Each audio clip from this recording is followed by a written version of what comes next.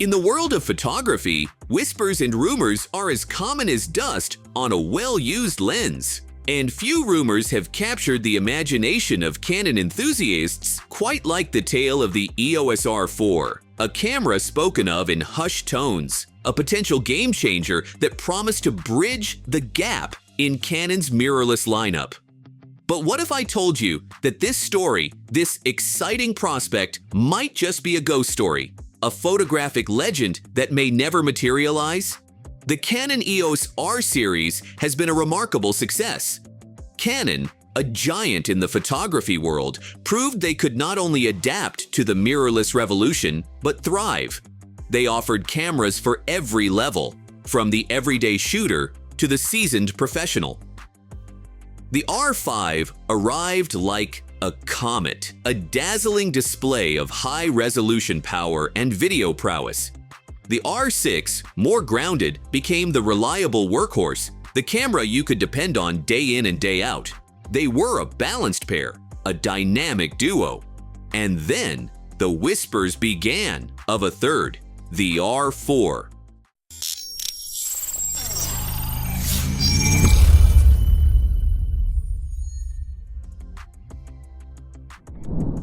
The whispers around the Canon EOS R4 were nothing short of exciting. A given megapixel sensor? That's a sweet spot between the R6's 24.2 megapixels and the R5's 45 megapixels. 8K video at 60 frames per second with Canon Log 2 and Log 3 sounds like a filmmaker's dream. Add dual card slots, weather sealing, and cutting-edge connectivity.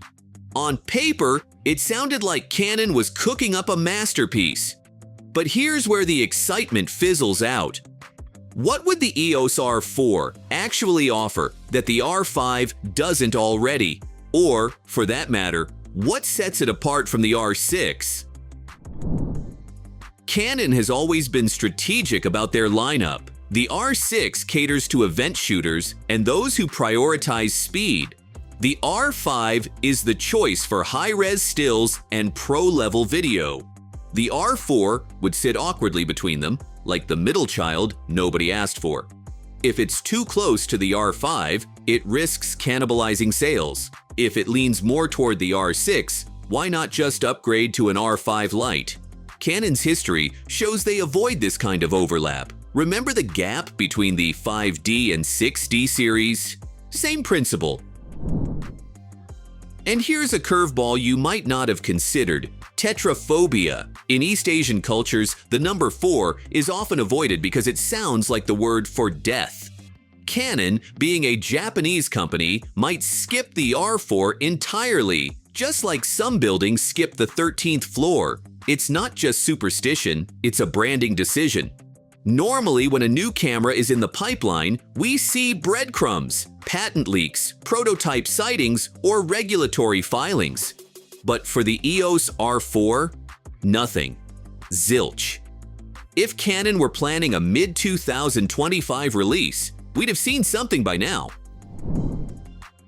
So, where does this leave us? Canon's future looks bright. The R5 Mark II is shaping up to be a beast, with rumored upgrades in autofocus and video capabilities. And let's not forget the EOS R1, a flagship that could take on the Sony Alpha 1 and Nikon Z9. These cameras make a lot more sense than an ambiguous R4 that doesn't know where it fits. At the end of the day, the Canon EOS R4 is a fun idea, but it's probably just that, an idea. Canon seems focused on refining what works and pushing boundaries where it matters.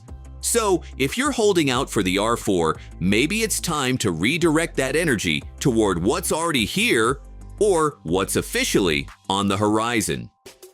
Thanks for watching, and let us know in the comments. Are you still hoping for the R4, or are you setting your sights on the R5 Mark II or EOS R1? Don't forget to like, subscribe, and we'll catch you in the next one.